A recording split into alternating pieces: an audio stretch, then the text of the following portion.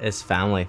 This would be when I see the pictures and everything kind of flashback, it's family, and it puts a smile on my face because I really loved everybody on that bus, and especially the 16 who aren't here. I think about them every day, and I think about everybody on the bus. And so to see these videos, these photos, and old memories just feels like family.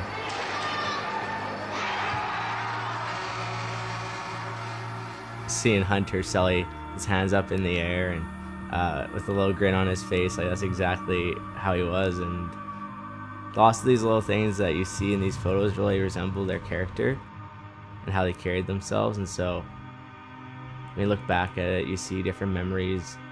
One of the ones was a picture of Stephen Wack. It was his video, actually, and it was Stephen Wack sitting in the chair in actually my billet's dining room, and it was at my Clement's, and I was the one who actually videoed it. It was kind of cool that it was in his last video he ever made. So it's these little memories that you see that you're part of and you always will remember and cherish. I think losing one person in your life at the age I was 20 is a lot, let alone losing two is quite a bit, but losing 16 is unfathomable, and there's really no words to describe it. You could try to use heartbroken and scared, sad, emotional, but those really don't equate to the feelings that it is to lose 16. And so I had survivor's guilt for the first couple days, just being like, this doesn't make sense. Like, why am I still here as a 20-year-old when there's a 16-year-old on the bus who passed away, or Darcy, our head coach, who has a family back home? Like, why does this even make sense? So there's a lot of guilt in that, but then within that guilt, I was able to reframe it and to really change it into something that was positive, and to use that as, okay, well, I'm here now. I want to live a life to the fullest for those who aren't here, and to make the most of it. And so there's different forms of grief, and people get over things at different times too. And I wouldn't say you get over it, because I'll always be scarred with it, but my scars have healed, and I am comfortable talking about it now. I'm comfortable being open about it. And for me, the way I look back at it now is just being grateful that I knew those 16 that were there in my life for the time that they were. There's 8 billion people in this world, and the fact that I had a relationship with these 16 who aren't here and 12 others on the bus. And I think that in life there's lots of things that happen, and life is full of ups and downs, and this was one of the negative points of life. But the positive was that I got to actually know these individuals and be with them every day until their last day.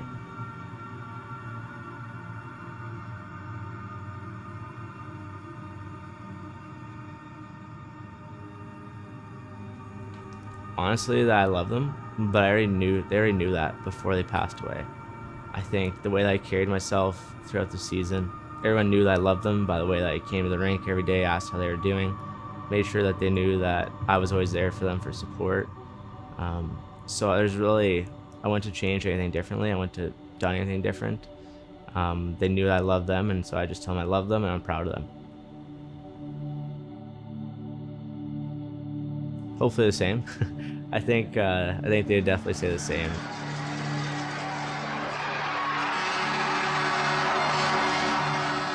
What we had that year was something special that you don't really get every year.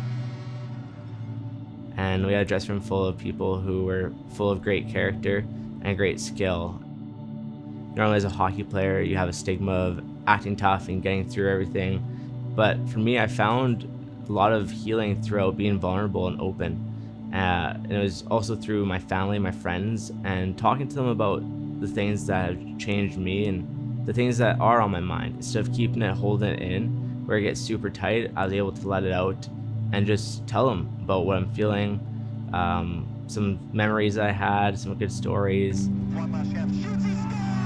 Finally, we'd have 18 plus guys come over to my billet's house where Stephen Wack and Bryce Fisk and I would live, and we'd have all pile up in the basement on couches, on the floor, joking around while we're watching The Bachelor. So I think another thing throughout my healing journey that was really beneficial for me was focusing on things I could control. I couldn't control the semi-driver. I couldn't control the crash. I couldn't control who was here, who wasn't here. I couldn't control my injuries, even what other people were saying or thinking. All I could control was myself, my attitude, and how I wanted to move forward from this.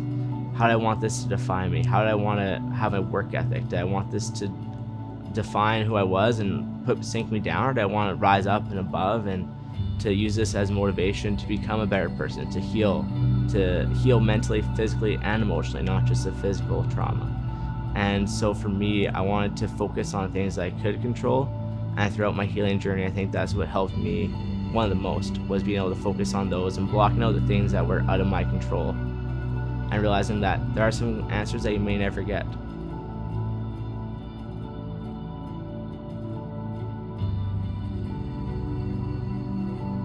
So I have taken risks. Writing a book was taking a risk, and even going to school with a severe traumatic brain injury and being told you're going to fail was another risk. But being able to persevere through that and use it as a positive. And then the last thing was just to enjoy the grind. We all have our own grind in life, whether that's work, school, relationships, family, friends. There's all different kinds of grinds that we have, but to really enjoy it, because life can be gone in an instant, and you should enjoy every day that you are here. My name is Kaleb Dahlgren, and I'm enjoying the grind. I know how important this support is.